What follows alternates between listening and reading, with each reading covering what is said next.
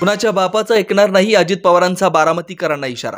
लोकसभा निवडणुकीच्या तयारीला लागलेल्या अजित पवारांनी बहीण सुप्रिया सुळे यांना पराभूत करण्याचा निर्धार केल्याचं दिसतंय।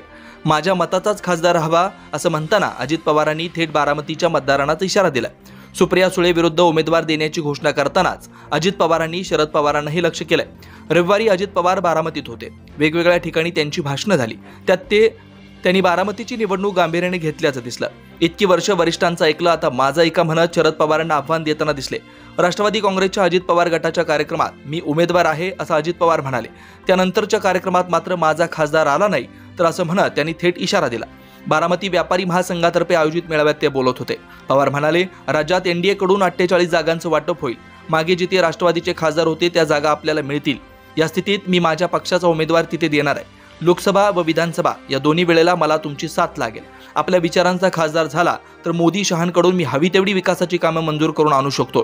त्यासाठी माझ्याच विचारांचा खासदार असणं आवश्यक आहे। मला खासदारकीला मिठाचा खडा लागला तर आमदारकीला मी वेगळा विचार करेन, त्यावेळी कुणाच्या बापाचं ऐकणार नाही असा इशारा पवार यांनी दिला।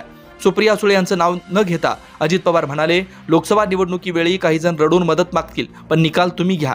आमच्या पक्षात सगळे तिकडे जाण्याची भूमिका घेणार होते। सध्या त्या गटात थांबलेले 10-11 लोक पण जाणार होते। मला आता सगळं उघड करायचं नाही, पण सगळे ठरलेले असताना अचानक भूमिका बदलली गेली असं ते शरद पवारांचं नाव न घेता म्हणाले।